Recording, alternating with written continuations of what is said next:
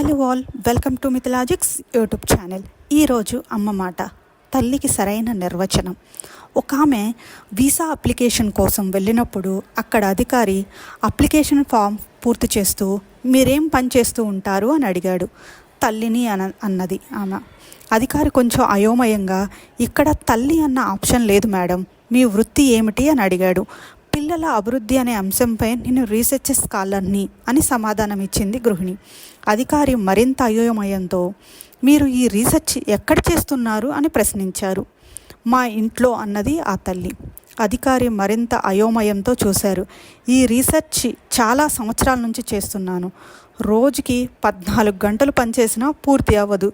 దీనికి నాకు మార్గదర్శకులు నా భర్త, సీనియర్ రీసెర్చ్ గైడ్ స్కాలర్ మా అమ్మ, మా తాతయ్య, అమ్మమ్మ, నానమ్మ, వీళ్ళందరూ నా యూనివర్సిటీ డైరెక్టర్లు. మా అత్తగారు అప్పుడప్పుడు నా పేపర్స్ దిద్దుతూ ఉంటుంది. ఇప్పటికే నాకు 2 డిగ్రీలు వచ్చాయి, ఒక అబ్బాయి ఒక అమ్మాయి అంటూ ముగించింది.